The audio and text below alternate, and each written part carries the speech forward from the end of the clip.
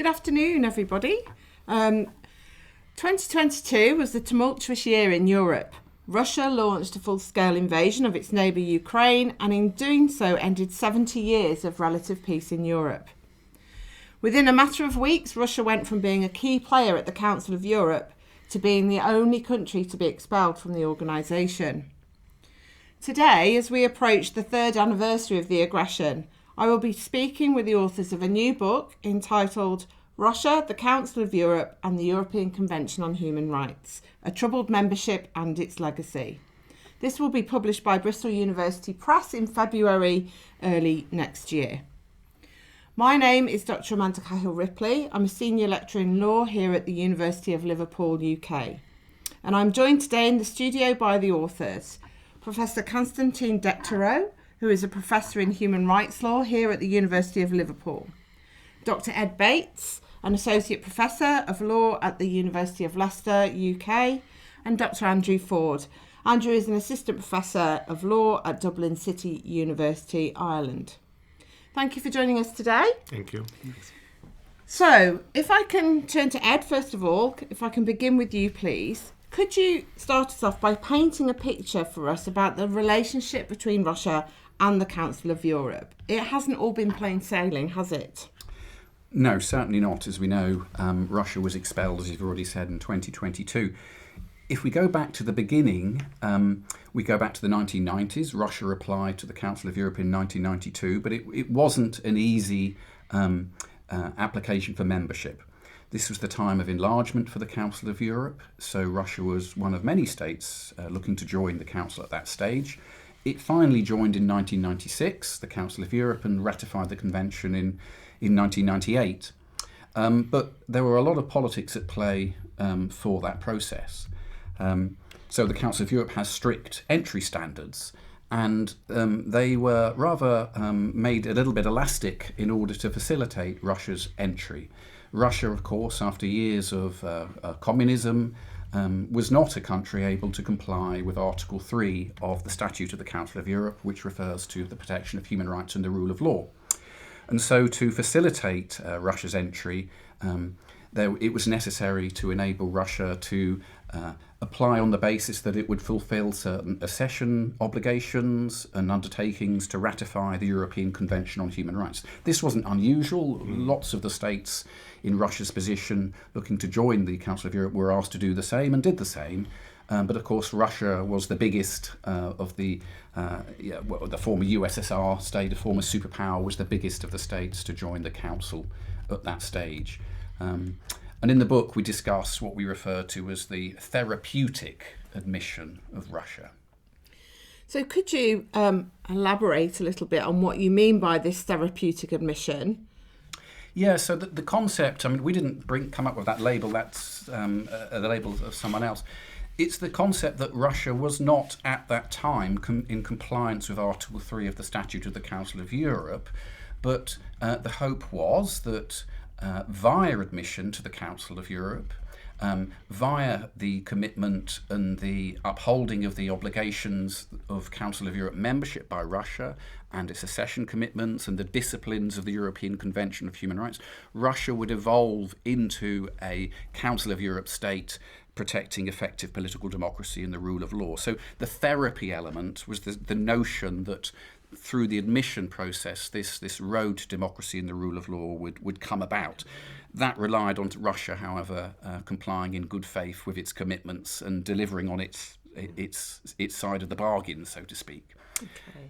If I just may, indeed there was a lot of hope, and we need to really remember the political and historical context of the 90s when this was happening. So there was a lot of hope that Europe will become a unified area, and Russia was extremely important and big part of it. So therefore, therapeutic admission was to lure Russia into this common European space of values, of standards. But as we can see, it didn't really work out that well. And an era of hopes for democratic security in Europe. Indeed. From the Vienna Declaration of 1993 So there was a real geographical, geopolitical reason, of course, for Russia. And Russia wanted to join at the time. The political leadership of Russia were very keen to join what they referred to, a letter from Boris Yeltsin to the Council of Europe referred to as the European family of nations.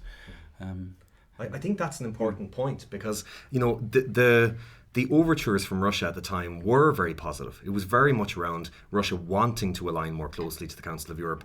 That discussion with Russia informally had been happening from the 1980s. So there was every reason to take Russia's bona fides on this and to seize that opportunity. And at the same time, it was also a little bit of a gamble, well, maybe a big gamble for the Council of Europe, because there were voices within the Council of Europe warning of the potential dangers for this, fears of watering down standards, etc. But in the end, the political argument rather than the legal argument won for Russia joining. And one should also bear in mind there the reason for that was the hope for democracy for the people of Russia that the Council of Europe would help to facilitate. But it was always going to rely on Russia's good faith and cooperation thereafter. So moving us forward a little bit, in the book you divide Russia's 26-year membership of the Council of Europe into two key periods. Firstly, 1998 to 2013. And then 2013 to 2022. And here you see the period around 2012 and 2014 as pivotal. So could you tell us a little bit more about why that is? Yes. So that was around 15 years into Russia's membership. In one sense, it was pivotal, at least for the purposes of the book, because that was the year 2012 in which the Parliamentary Assembly of the Council of Europe delivered a monitoring report in respect of Russia 15 years into or so of its membership. And quoting from that, as we do in the book, the Council of the Parliamentary Assembly referred to Russia being at a crossroads in terms of its future path to democracy or not, or there was still a window of opportunity for Russia in that sense. This was this monitoring report. And so that was pivotal in that sense. And of course, we know what happened after 2012 as well with the invasion of Crimea. But if we look at that, say, halfway stage or so, we can see, I'll just very briefly reflect on the early years of Russia's membership. There were some positive signs in the late 1990s and early 2000s in respect of legal reforms in Russia. On the other hand, there were some terrible atrocities in relation to Chechnya and a lack of accountability before the Council of Europe on Russia in Russia's regard with respect to that. And so there was a mixed picture early on. I think by around 2005, however, one could see a discernible change from the political leadership in respect of Russia, which was becoming more, there were more signals of an anti-European message in some of the rhetoric in relation to certain judgments. We then saw problems in terms of, for example, Russia becoming an obstacle to the implementation of reforms to the European Convention apparatus, Protocol 14. 2008 saw Russia's reaction in relation to the Georgia-Russia war. By the 2009 or so, some commentators were starting to refer to Russia as a kind of Trojan horse membership of the Council of Europe, questions arising as to whether sort of more harm than good was being done via its membership. And so that kind of takes us up to around 2012, and perhaps colleagues can come in with discussion there, or we'll come to another question. From that stage onwards, of course, Putin was re-elected, and it seemed that the national context was one in which far more authoritarian laws were being passed. And then, of course, we had the invasion of Crimea in 2014, which was an absolute turning point, as I'm sure we would all agree. Yeah, absolutely. If I can add to that, I think that the membership in the Council of Europe of Russia was a slow deterioration. And I think these periods that show how quickly this deterioration goes. And if in the beginning there was some relative improvement of the situation with human rights in Russia, then following periods were first slow deterioration and then very, very quick deterioration of not only human rights within Russia, which was also like a problematic area, but mostly the aggressive activities of Russian authorities outside Russia. And that shows, and the relationship with the Council of Europe actually also demonstrate this deterioration. And I think that there's the chairmanship of Russia in 2006 was also an interesting point, turning point, because there was great fanfare around this in the sense it was Russia first time taking the chair of the Committee of Ministers. The theme of the chairmanship was towards a Europe without dividing lines, ironically. But it really marked the point at which things started to really change, as you said, Constantine, quite rapidly from that point on. Okay, thank you. So I think you've very, very clearly marked 2014 as a pivotal moment when Russia invaded and annexed the Crimea. And in Chapter 4, you explain these events in greater detail. But and you point out that over the next 5 years, you have this very tense relationship between the Council of Europe and Russia. So I wonder if you could expand on that a little bit. You know, do you think Russia had a subversive influence within, or subversive membership within the Council of Europe, and sort of take us up to 2019 and why that was seen as such an important point as well? I think it's very valid to put it in those terms. As I mentioned a minute ago, some commentators even in 2009 were referring to the Trojan horse nature of the membership potentially, which alludes to the subversive point. So the 2014 invasion of Crimea and annexation of course, was a clear turning point. It was a violation of international law, a clear and manifest violation of the Council of Europe. In the book, we refer to the sense of the increasing ritualistic nature of Russia's membership, because it was flouting key obligations of the Council of Europe and convention obligations too. There was a sense in which its obligations, therefore, were perfunctory or performative rather than truly being observed, and that's how we put it forward. So think in that connection of what had happened in relation to Georgia. We know, for example, of the way the Constitution was amended in 2016 with respect to the potential defiance of the European Convention. So this brings in that subversive element. But much more than that, it was seen with respect to Crimea and the reverberations of that around the Council of Europe. So the Parliamentary Assembly of the Council of Europe was vocal in criticising what had occurred, correctly so, in relation to Crimea. And in order to show its disapproval, it applied an element of sanctions with respect to the delegates from Russia who operated in the Parliamentary Assembly. They denied them certain voting rights. It was the reaction of Russia to that which is of real interest, I think. I think those sanctions were perfectly valid, personally. But Russia reacted, in effect, and I'm simplifying it really, by boycotting PACE over the subsequent years, and then refusing to pay its financial dues to the Council of Europe from 2017 onwards, which was a violation, apparently, from one angle of Article 9. So Russia started to turn a screw of political pressure on the Council of Europe at that point. And the noises were coming out really from Moscow as well that there could be a potential Ruxit, that is to say, Russia would withdraw altogether from the Council of Europe. And so this brought into focus this real political dilemma for the Council of Europe, which we might bring others to discuss in a minute. Would it be better for Russia to be in or outside the Council of Europe? I won't go into that now. I'll invite colleagues to speak to it in a moment. But you mentioned 2019, Amanda. So this was how this major political and financial crisis, which I would argue Russia had caused, was, inverted commas, resolved at the time.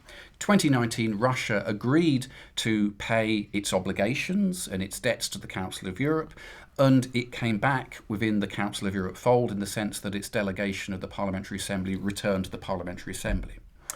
But the circumstances in which it did so were pretty controversial. For example, there was no real arrangement at all to deal with Crimea. and the annexation of Crimea was not, therefore, something that was to be addressed under future plans. Perhaps the only hope for some accountability there would be judgments from the European Court of Human Rights. So we can see, therefore, this issue arising in 2019 as to, as you correctly said, the subversive influence of Russia, including, for example, when it rejoined the Parliamentary Assembly, it weakened to some extent the powers that the Parliamentary Assembly had, the Parliamentary Assembly being the kind of guardian of the Council of Europe's values in one sense. So a whole, and we discuss it more in the book, in a whole series of ways, we could argue that Russia was having a clear subversive effect, but it brought up this bigger political question of, was the cost of having Russia in the Council of Europe and avoiding Brexit, I should say, worth it? Yeah, I think this final period of Russian membership can be described by these two very important terms that Ed just mentioned, is ritualism and political pressure. So everything, most of the things that Russia did was in between these two things. And we can find representation of this policy in many different areas. For example, Russia was relatively good in paying just satisfaction as a result of the negative judgments of the European Court of Human Rights. So Russian authorities paid money, but they didn't change the cause of the problem identified by the European Court of Human Rights. And this is what ritualism is about. Like, we formally comply with some of the standards while not doing anything in substance to change the situation. And there was and it was very difficult to see what the Council of Europe can do with that, because formally some bits and pieces was done. A lot of political pressure was inflicted on the Council of Europe. There was a very strong argument in keeping Russia within the Council of Europe, because the idea was that if Russia goes, it would mostly be detrimental for the people of Russia rather than for the government of Russia, who honestly wouldn't care much about that. So this question... And that's because leaving the Council of Europe would automatically mean leaving the Convention. Exactly. So, exactly. So, under every kind of in all of the circumstances, the scope of rights that Russian citizens would enjoy would diminish. So at least they wouldn't be able to go to Strasbourg and complain to the European Court of Human Rights about any violations committed by the Russian authorities. And I think what you see is that you see this bad faith tendency really coming to the fore. Mm-hmm. Russia knew, of course, that after 2014, after the illegal annexation of Crimea, that the Committee of Ministers was paralysed, or didn't have the political will to act decisively in relation to Russia. That emboldened it, surely. And you find then that Russia, I think, used the Council of Europe to its benefit, for legitimization purposes. It was paralysed. I agree to that. But I think... for many reasons, but I think this idea of keeping Russia within was one of the prevailing. Of course, we need to remember that the Committee of Ministers is a very political body, and obviously for the Committee of Ministers, it is important for the to remain more influential and stuff like that. But I think one of the arguments was indeed that if Russia is gone, first of all, the added value of the Council of Europe would be less than before, and second, that the scope of rights enjoyed by Russian citizens would be not as substantive as it was before. I'd add one further point, because agreeing with what you're saying, but also with Russia out, there would be no hope of accountability in respect of even Crimea. Probably we would be returning to the situation we currently have now, which is kind of the grey zones in Europe. Your area of expertise. And so there was that element as well. But of course, the idea that Russia would leave and therefore convention protections would be lost for those within Russia, there's an awful irony in that, isn't there? The way a regime can use that as leverage in a bad faith way. You keep hostages your own people, right? Like you say, okay, we will violate more human rights to our own people, so like please do as we want. So that's the way it can be conceptualized. Okay, Andrew, anything else you want to add on the better in and out arguments? I think this is is a really important point for us to dwell on. And just to build on what Constantine said about the Council of Europe, and the Committee of Ministers in particular, is a political organisation. We have to accept that. Of course, it's our regional human rights framework and so on, and it's actually a very powerful mechanism. If we were trying to design it today, there's no way we would have such an elaborate system, and we really need to cherish it. And in a sense, that's the spirit of the book: is how do we strengthen the Council of Europe, not erode it further. But the better in than out debate fundamentally is around the idea that it's better to be at the table, for Russia to be at the table, to exert some persuasive influence over Russia in terms of improving its human rights, democracy and rule of law standards, than isolation. That isolation can result in entrenchment, regression, that you're depriving 100 plus million people of access to the European Court of Human Rights and the Convention and all of the standards. But much more than that. I mean, the whole system, the system of parliamentary diplomacy at the Parliamentary Assembly of the Council of Europe, the monitoring visits by Commissioner for Human Rights, or the CPT, you lose all of that. And I think this is the basic idea, that it's even with a bad faith player, even though there was an observable pattern of backsliding in Russia over a considerable period of time, the member states, I think, obviously were of the view that still it's better to have Russia at the table than outside. However, this argument only goes so far. Because at some point, if the European Court of Human Rights doesn't have influence on Russia, if the cases are not properly executed, if Russia's work, or rather influence on the Parliamentary Assembly, is negative. So if Russia has more negative influence than the Council of Europe has positive influence of Russia, I think expulsion shouldn't be out of question. I think that this argument should be taken at its literal point, that better in than out. So like out is not out of question. We need to have this calculation and be clear about what can be done by the Council of Europe. And I don't think that, an organization like Council of Europe is limited in what it can do. And I think we need to remember that all the time. It can only do a lot of things if there is political will to accept. And this is what Ed and Andrew have already mentioned in the beginning. If you don't have this political will, it will become ritualistic, it will become just membership for the sake of membership. And I don't think that it should be the aim of any organization, including the Council of Europe. And actually, just to add to that, I mean, let's remember, the Council of Europe is no political heavyweight.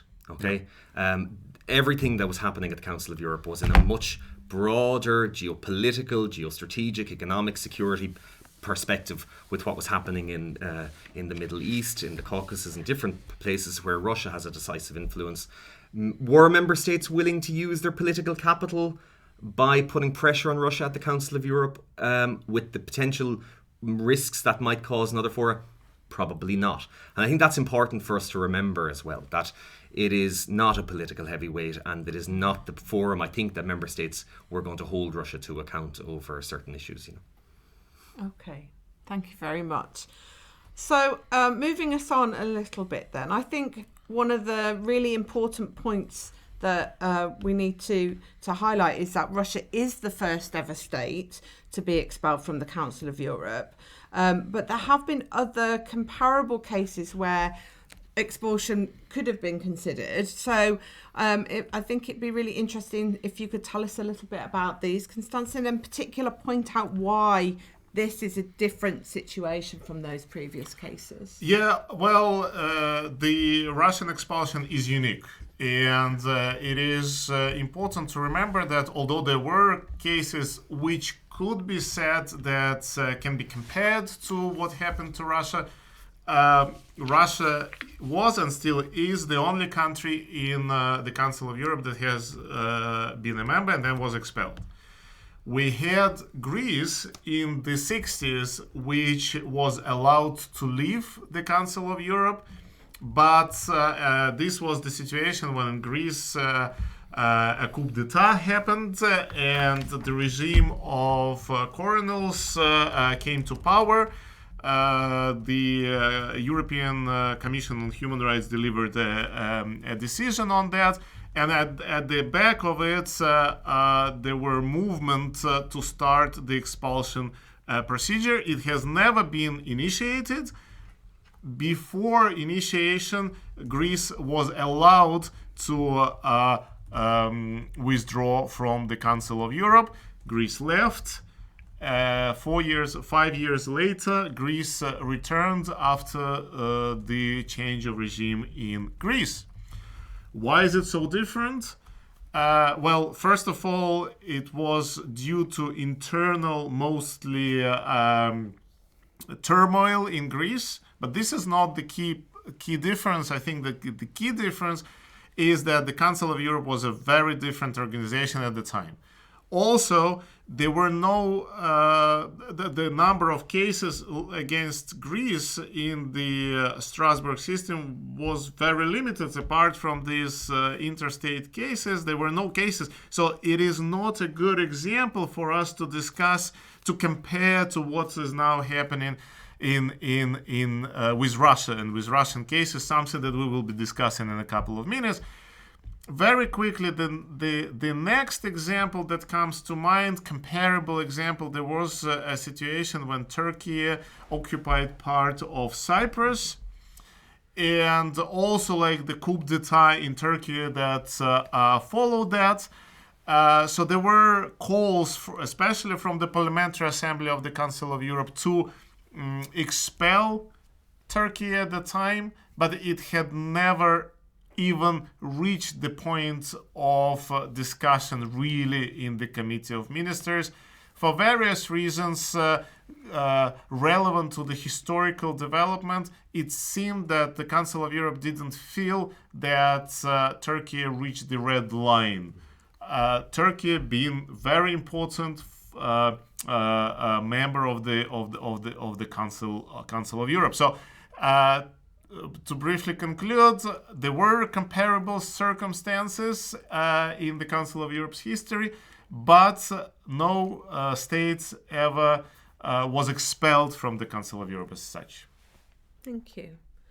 Okay, so let's then turn to the case in question of Russia, and let's look in more detail at what occurred at the Council of Europe in March 2022, and the steps that were taken to expel Russia from the organisation. So if I can turn to Andrew first of all, could you outline the sequence of events that led up to Russia's expulsion, please? Of course. So I suppose the first thing to note is that this was an unprecedented cataclysmic event that happened. Russia launched a full-scale invasion of its neighbour on the 24th of February 2022.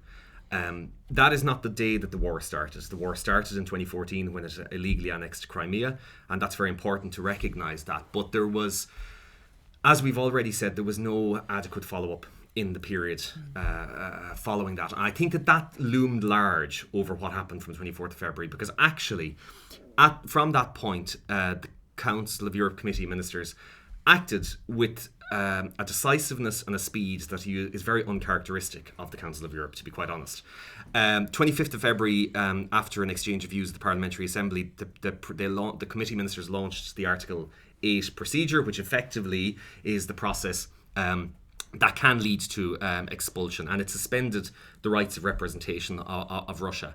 Then, a couple of weeks later, on the 10th of March, the committee ministers decided to consult the Parliamentary Assembly, effectively to ask the Parliamentary Assembly its opinion on what should happen next, essentially as expulsion or not. On the 15th then of March, a couple of days later, the Parliamentary Assembly unanimously adopted an opinion which said yes, that Russia could no longer be a member state of the Council of Europe because of the seriousness of the breaches of the statute. But what is most interesting about that particular day is that's the same day that Russia submitted to the Secretary General of the Council of Europe a notification of its withdrawal, or its intention to withdraw. In fact, its withdrawal from the Council of Europe on the same day. Then on the 16th of March, which was the following day, the committee ministers decided that Russia would cease to be a member of the Council of Europe from that day, essentially sidelining the correspondence that had come from the Secretary General and deciding on its own prerogative to expel Russia.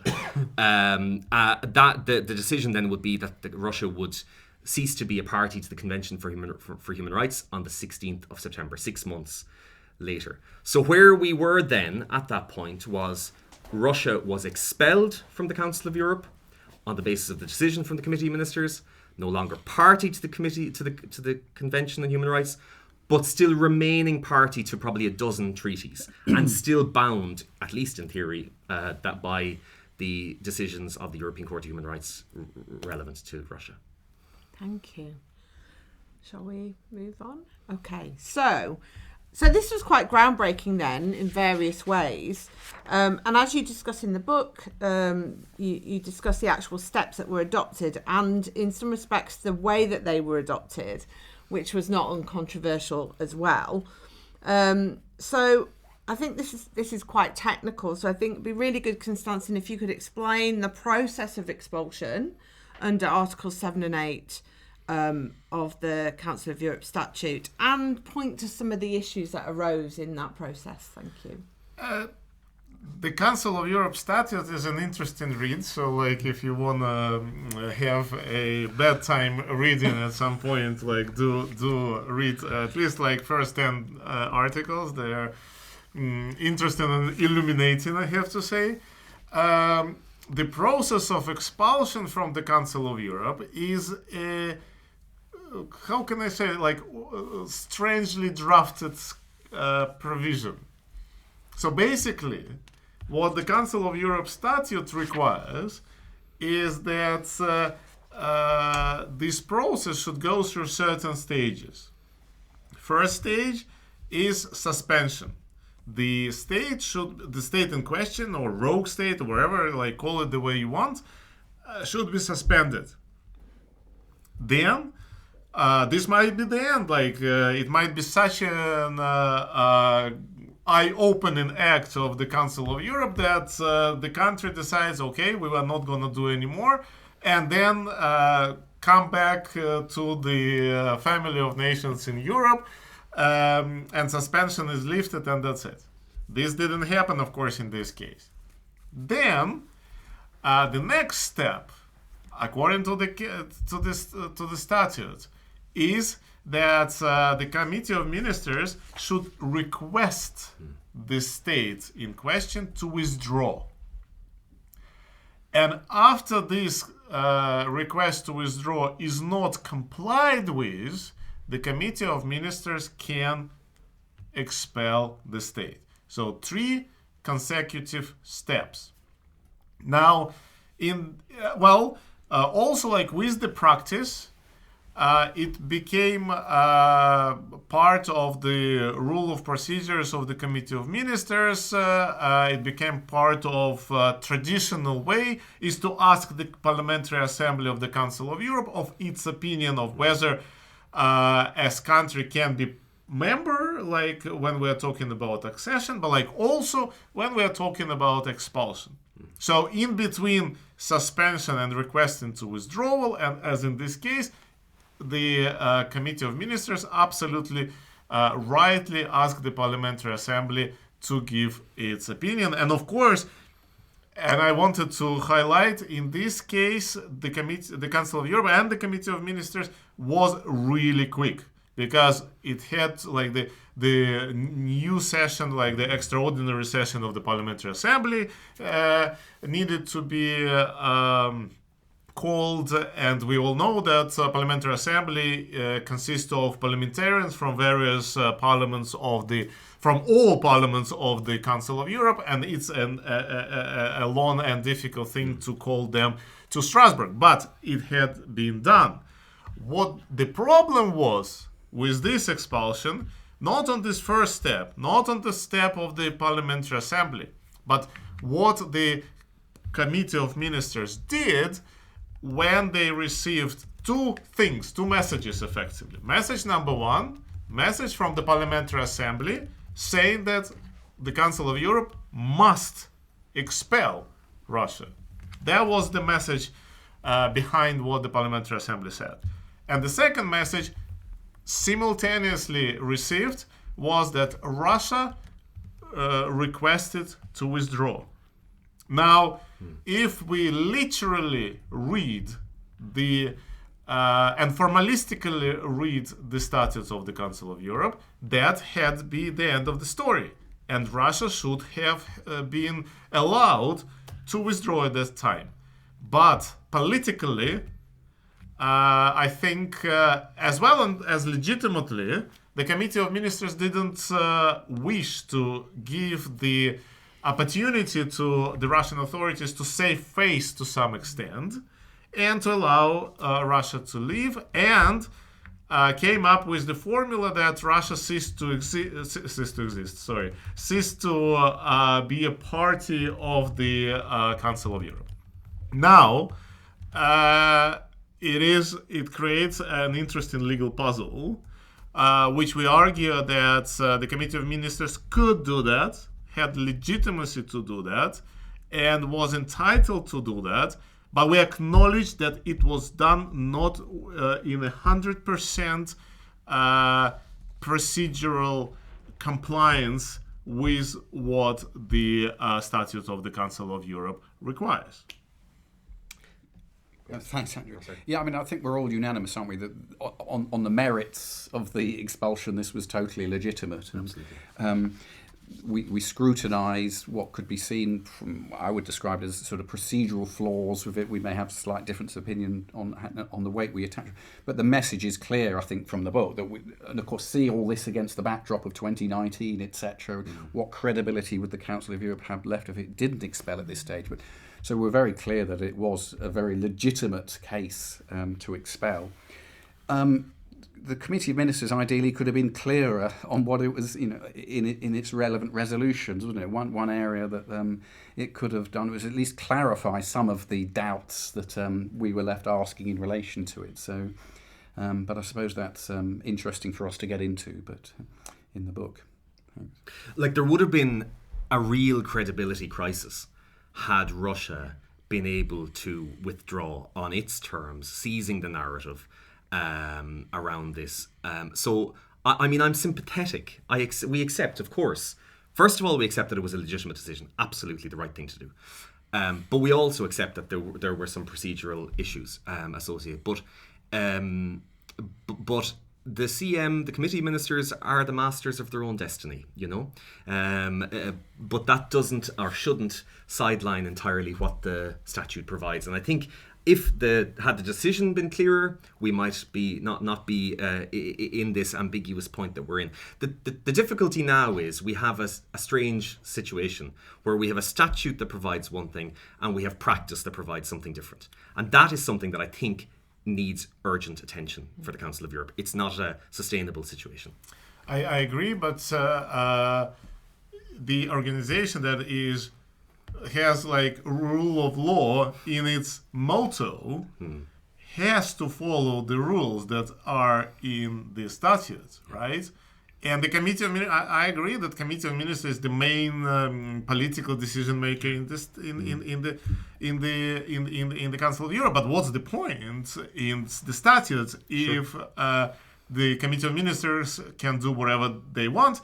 And I wouldn't really emphasize the media effect of how the Committee of Ministers actually expelled Russia. For example, if you read Russian media, 95% of media outlets either didn't say anything about that, or in passing said that we withdrew from the Council of Europe, and it didn't create such a massive response from the general population in Russia as a result of it. It's interesting, though, that to be clear, what I can see from this as well is how actually the Council of Europe, because of the procedures it has to follow, it initiated them, the Committee of Ministers under Article 8, or was it the 22nd of February, then the consultation. And as you said, that takes some time to unfold. And then almost, as you described earlier, at 5 to midnight, Russia attempts to withdraw. You can see how actually that can give a procedural advantage potentially to a state such as Russia. Why might have it wanted to have withdrawn, if you like, on its own terms, as you say, a sort of face-saving? Maybe one can draw parallels with what Greece did then back in the late 60s. We withdraw rather than we were kicked out, so to speak. We should never, as we've already, perhaps we should just highlight it again, this was the first time, actually, not just that a state had been expelled, but Article 8 had been employed by the Committee of Ministers in relation to any state. You know, as you said with Greece earlier, they didn't get to that stage. It probably was going to happen, and they jumped Greece before they were kicked out. But this is, a very significant step that was taken by the Council of Europe, and we can debate the individual aspects of it, but I just want to bring us together, and we're clearly unanimous on the legitimacy of the overall expulsion itself. Is that a fair comment? Yeah. Absolutely. But exactly. But we can see, and this is not the first case actually, that there is in the statute, there is this problematic message that the statute is offering to the state. And the way it drafted, maybe when this section was drafted, the drafters never thought about this sort of situation. But this is not an excuse. It is there, and therefore it's a good reason for actually the Council of Europe to think maybe it's time to revise and I'm sure that Andrew, you will be talking about that at a later stage, maybe revise or at least to reconsider certain provisions in the statutes of the Council of Europe, which is not a holy cow. It can be changed. That if it needs to be changed, it should be. Okay, so I want to focus now on some of the consequences of Russia's expulsion. In particular, to think about the issues that were raised in terms of it ceasing to be a member state to the European Convention of Human Rights. And in the book, you very much talk about residual jurisdiction of the European Convention of Human Rights under Article 58. And so it would be really good if you could outline what is going to happen with any cases that are still pending before the court. What happens with these convention applications that are directed at Russia? How are the court and the Committee of Ministers, for example, going to proceed with these? Shall I, or you chip in, please, Owen, above? I've written a few notes down because it's quite technical. So there is a good discussion in the book about the continuing jurisdiction mentioned by Andrew earlier of the convention in respect of Russia, a debate of whether that should have stopped on the 16th of March when Russia was expelled, or carried on for the 6 months up until the 16th of September 2022. And it was the latter, and the Committee of Ministers and the court resolved to that effect. On the 16th of September 2022, there were around 17.5 applications pending against Russia. Russia has not cooperated. 17,500 applications. 17,500, sorry if I didn't say that. Now, Russia's not been cooperating with the court since then, but the court has progressed nonetheless with the consideration of them, and there's a discussion in the book about the procedures and the options that it had to do so. It's put great pressure on the court to deal with these cases as it sought to prioritise their resolution. There have been some very important judgments delivered since 2022 concerning Russia.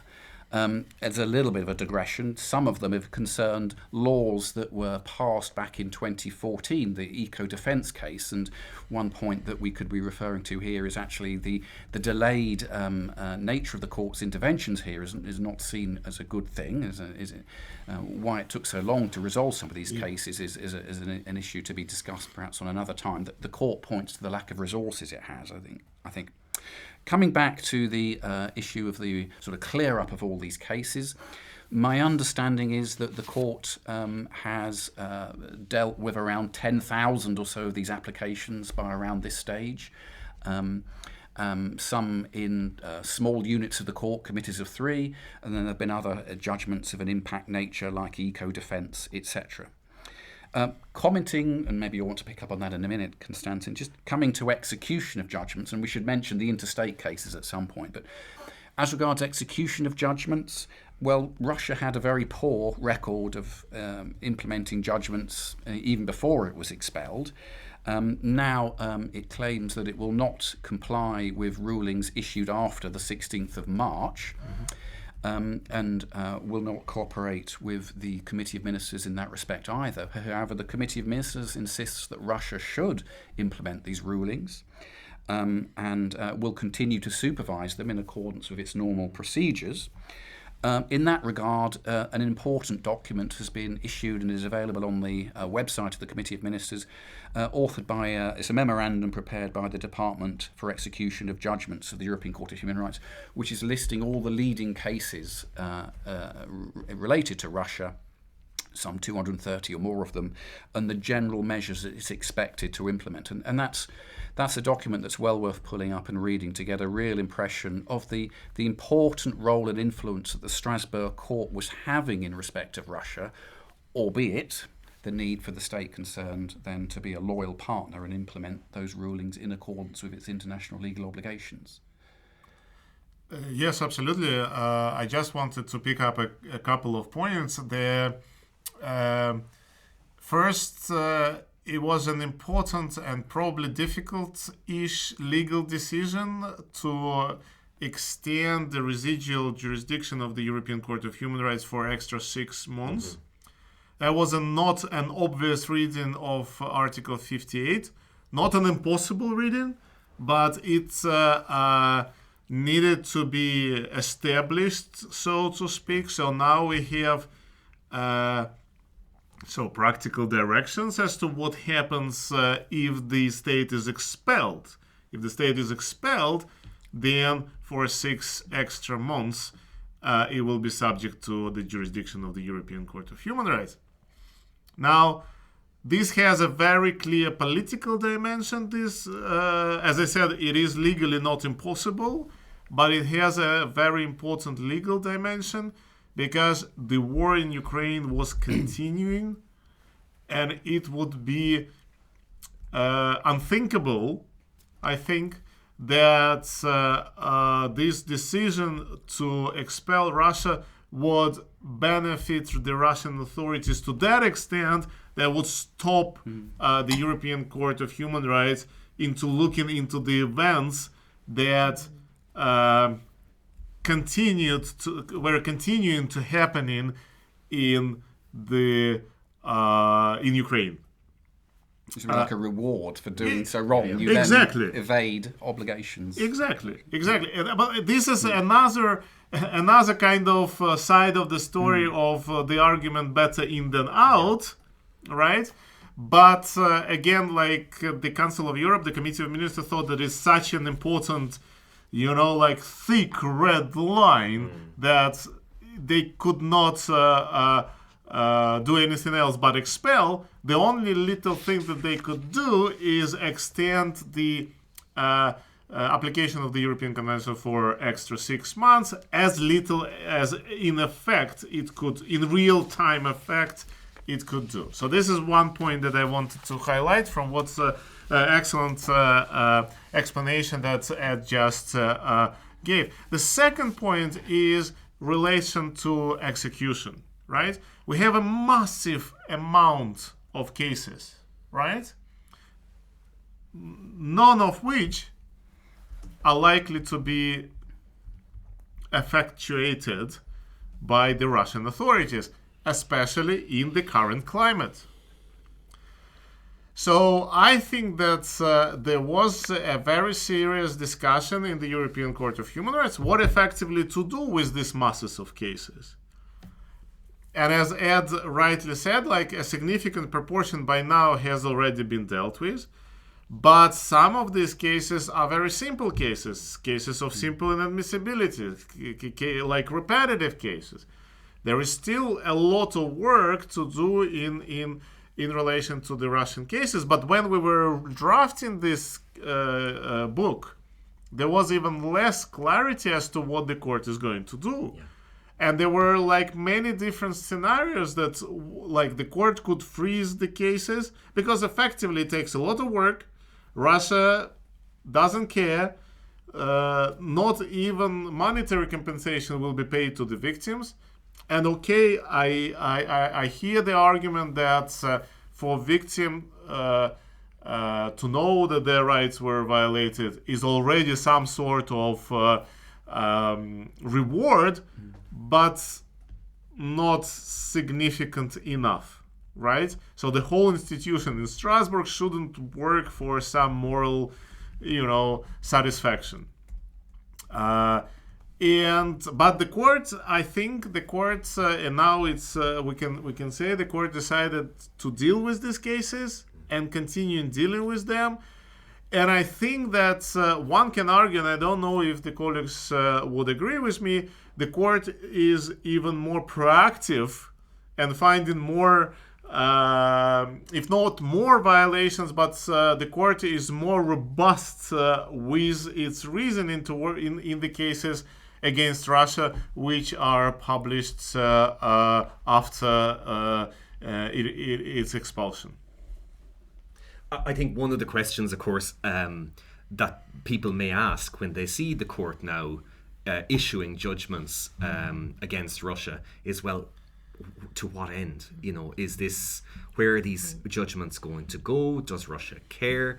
And I think that probably leads us to looking to the future and what's going to happen next. But certainly from the perspective of delivering individual or general justice, it's very important that the court continues to deliver those judgments. And I think it's been helpful that the court clarified its approach. Yeah, sorry. Thanks. I mean, so it has created. There is now a register of just satisfaction in relation. Okay, it's not going to be satisfied, it seems, in the short term. I would, taking a longer view, we all hope, I know, that Russia will one day rejoin. Maybe that's wishful thinking. So I would like to think, we don't really so much discuss it in the book, do we? But that's when certainly that register and these other judgments will have their significance. And of course, we're yet to refer to the interstate cases, will have their significance. But we wait to see. The only problem with this approach that I have is that the court is not a registry.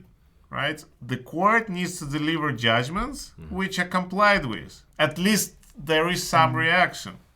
It's not a historical reconciliation committee or something like that. It is a court of law which judgments need to be complied with. And this approach that we will deliver judgment that might be used like 40 years from now when Russia decides to come back, this might sound like not what a robust international court should do. This can be one of the arguments, but again, whether it is useful for the court to deliver this judgment, probably it is. But the argument that Russia comes back at some point, yes, if Russia comes back in 5 years, it makes a lot of sense. Like all these judgments can be still enforced. If it comes back 40 years from now, then it's only a historical significance. One last point. I mean, and again, this is reflective of the process we went through as we were drafting the book. We had so many discussions, yin and yang. But one of the points, maybe Constantine, that we should remember too is that judgments will still have a persuasive authority, depending on what's going to happen in Russia. We don't know what's going to happen in Russia. there's a spectrum of developments between where we are now and Russia becoming a member potentially of the Council of Europe again. Potentially some democratic reform, etc. At some point, we would hope, and those judgments will still have persuasive authority. You'd like to think. With all due respect, I might misunderstand like what's going on in Russia. I don't really think that the European Court of Human Rights at the moment has any real impact on anything that is happening in Russia. Quite to the contrary, I would say. Well, negative impact is also an impact, right? but I will wait and see, you know. But at the moment, I don't see how the court can actually impact anything within Russian borders.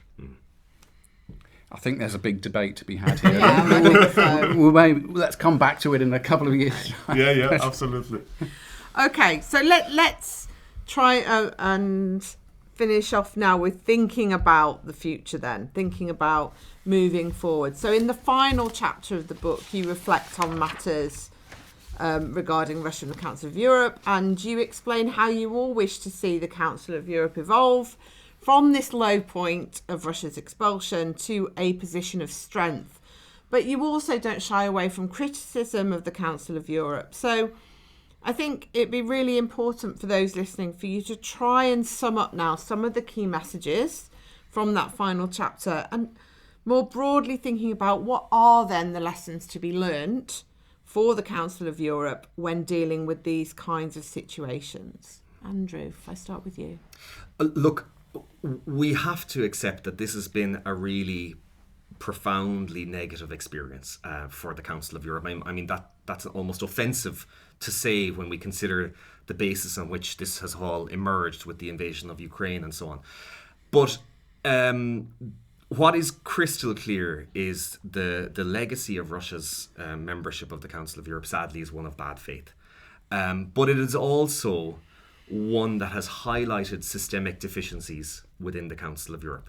I think that we see clearly there are many weaknesses. If our book and the spirit of this work is to try to improve the Council of Europe in the longer term, it's really important that we analyse this in detail, and that's the book tries to do. What we've done is we've looked at the weaknesses in a kind of more or less systematic way, and we've identified what we call the triple fault. That there are at least three clear areas where the system has failed. The first, obviously, is Russia's bad faith actions. Russia, it was the master of its own destiny, and it is to blame for where we are today. It had an observable pattern of bad faith, acted in premeditated meditated and deliberate ways, egregiously breached Article 3 of the political statute. leadership. Absolutely, the political leader. That's very important, Ed. Actually, that we make that distinction between the political leadership that made this policy choice and the population of Russia, in particular those active civil society voices, human rights defenders and so on, who, by the way, are lamenting this situation as much as the rest of us. So that's the first layer. The second layer, though, of criticism or of fault relates to the actions of the Committee of Ministers, or rather the inaction of the Committee of Ministers. Since Russia joined the Council of Europe in the 1990s, the Committee of Ministers moved to a consensus-based approach. And what that also meant was a retreat from real action and criticism of peers around the table. It failed to act when Russia breached the statute in 2014, and as Ed has outlined, even before that perhaps. And this is indicative of a major systemic weakness within the organisation. The third area where there's been a fault is more of conditional in nature, and this relates to the system itself. And what I mean by that is the system under the framework of the Secretary General, the monitoring mechanisms that have issued reports and recommendations for years and years and years, often in a very repetitive manner, that have not managed to see progress. So they're the three areas of fault. From our perspective, it's not for us to review the Council of Europe, it's for the Council of Europe to do that. Such a profound situation and experience deserves a full review within the organisation. That would be the first step. And there's no indication at the moment that the Council of Europe intends to carry that out. What are the lessons to be learned from it? What can be done differently? Are there opportunities to strengthen the system? These are all questions that need to be asked. Where to from here, though? Last year, the Council of Europe did adopt the Reykjavik Declaration, the fourth only high-level political summit in the history of the Council of Europe, which clearly established a new path for the organisation, which is a path that is not just focused on human rights, rule of law, and democracy, but focused on accountability for grave violations of international law, what we describe as a kind of a post-peace future for the organisation. And this is a very, very important, I think, opportunity. The question that raised earlier in this discussion was around, if we're looking at rebuilding the organisation, what needs to be done? One thing that could be looked at is the statute. The statute is clearly not fit for purpose. The statute is I think, deliberately vague. There are many questions that need to be answered. Even before this experience, there were question marks around the relationship between the statute and the European Convention on Human Rights. Now we have question marks over procedures and sanctions regimes and so on and so forth. The last point I would make then is, what of the relationship with Russia? Russia remains party, nominally speaking at least, to a number of treaties. The Council of Europe Committee of Ministers have made it clear that they don't want to cut off all contact with those progressive voices in Russia, human rights defenders, civil society organisations and so on. And it intends to work with them to the very limited extent possible. But can we envisage a future where Russia potentially rejoins, or discussions at least begin towards that end? I think it's very important that the Council of Europe keeps that openness, that it begins to think carefully about under what conditions could Russia potentially rejoin, what is realistic for it to achieve in the meantime. But all of this starts with the Council of Europe actually reviewing, reflecting and taking stock of this experience. Thank you, Andrew. That's great. It was a very strong message that Andrew provided. I wanted just to add a little bit in relation to the European Court of Human Rights, because Andrew spoke mostly about the Council of Europe as an umbrella structure, which to some extent includes the European Court of Human Rights. I think that we also need to think about what European Court of Human Rights could do differently. In the judgments of the ECHR against Russia, the court was very good in tactical terms. It was very good in providing individual justice to individual victims of multiple violations. However, there were at least two problems for which the court is only partially responsible. First problem is that strategically it didn't change to the shift. It didn't lead to the shift in the approach of Russian authorities to restricting dissent, to restricting political freedoms, etc. We can name multiple cases when the court said that democracy in Russia diminishes, but it didn't lead to strategic shift in the circumstance in the Russian approach. And the Committee of Ministers, which with its limited mandate, also could not help and enforce those important political cases, and we can name a lot of them. So good in tactical terms, bad in strategic terms. And one of the major problems for which the court is mostly responsible for is the timing. It has taken so much time for the court to deal with the most crucial cases. Why was, as Ed mentioned, the foreign agent law dealt with by the European Court of Human Rights more than 10 years after the application was submitted? I know that the court is very busy, but you need to prioritize, and that was obvious right from the beginning. It's not something that like it's you need to have like 5 PhDs to understand that a particular issue is very. It was obvious that this issue is important. Why did it take so much time? And I understand delays, right? But 10 years, it's a little bit problematic. And of course, this is not why Russia was expelled, why the situation in Russia deteriorated, but probably the court could do a little bit more, a little bit quicker. Yeah, I mean, I totally agree. To argue the other side, I mean, it was, as I know you know, stronger on or quicker in some of the Navalny cases, for example. But yeah, absolutely, that is a really big question, isn't it?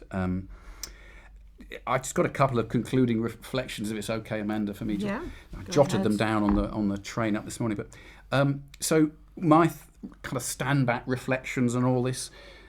We see with the example of Russia what's occurred, the severe consequences, the geopolitical implications of when the values enshrined in the Council of Europe Statute and the Convention are flouted and disregarded by a state. You know, a state whose political leadership is determined to do that. We see the consequences of that. Which the flip side of that, therefore, is to appreciate the importance of the rule-based order that these documents establish. Absolutely. And the importance of properly resourcing those institutions and taking them seriously. So one point in relation to the court and its delays, you know, whether I'm not sure if this covers it, has been an inadequately resourced court. I'm not sure, frankly, that completely covers it. I agree with you, Konstantin. I also note, and we do in the book, don't we, how in many cases the court was kind of seen as the backup, last resort actor when other institutions had failed. So when Russia was there was this sort of rapprochement in 2019, of course, that may have been on the assumption that the interstate cases could go forward in the context of the European Court of Human Rights. And so there's strength in that institution there. That brings me on to two last points, if it's okay. Just to pan out, if we look at, in an age of populism and politics, how some, and I think of the UK here, politicians are quick to criticise the court, or politicians from a previous government perhaps. What we really do need to see then is these politicians to be more responsible, to be more measured in their criticism of these international organisations. Irresponsible criticism is a gift to regimes like the one we're criticising here. And in fact, the court's former president, O'Leary, made that point just the other day in a lecture a few weeks back. So politicians must back and resource the court. My final point. So the Council of Europe and the Convention, as we know, are celebrating their 75th anniversary around about now and in the next couple of years. So they were established against the backdrop of the Cold War. The convention and statute were a kind of message of what Europe stood for in that context. Perhaps we're back to a similar situation now in 2022 and beyond when we see this dividing line in Europe. So 26 states, I think it's 26 states have intervened in the main, or become third-party interveners in the main Ukraine case. That's the case brought by Ukraine against Russia. That judgment will be a milestone, I think. Enforcing it, of course, where do we go there? But it will be a milestone of, I would suggest, what of historical truth as regards what's happened and what the European nations, through the medium here of the Convention, stand for. What the, as the court sometimes uses the expression, what the European public order stands for. So we look forward to that judgment. Of course, it will be delivered in circumstances when we don't know what its future would be. But I think we should be hoping that one day Russia may benefit from that European public order again, because we all want to see a stage when Russia does join again the Council of Europe and this rules-based order. That's my view. Sorry, I don't mean to have the last word, Amanda. Others, please. Well, as I'll draw the broadcast to an end. I'd just like to say, is there any final comments from either Andrew or Konstantin before we draw? Amanda, I would just emphasise again that the spirit of this project is about how do we make the Council of Europe stronger. We need the Council of Europe system, the European Court of Human Rights, the monitoring bodies, and so on, possibly more than ever. It needs to be resourced, it needs to be taken seriously, but it also needs us to engage. And engagement doesn't mean always singing its praises. Sometimes it requires us to be critical in a constructive way. So that would be my final word. I have nothing to add really, but I just want to say that working on this book was extremely illuminating, and I'm glad that in law we rarely have massive co-authorship, right? We usually have one, and like 3 co-authors is already quite unusual. So we disagreed a lot during this time, but we still sit around the same table without throwing things into each other, and I think this is a great achievement. And the book brings a lot of research, our previous research into that, and I'm hoping that this book will be useful to whoever is reading it, and I hope it finds its readership. Thank you. So, just to say, we've been discussing their new book today, Russia, the Council of Europe and the European Convention on Human Rights, A Troubled Membership and Its Legacy. It's out in February 2025, published by Bristol University Press. So do go and read it. Thanks to the authors, Professor Constantine Dectereau, Dr. Ed Bates, Dr. Andrew Ford, thank you for joining me today, and thank you all for listening. Bye. Thank you, Amanda.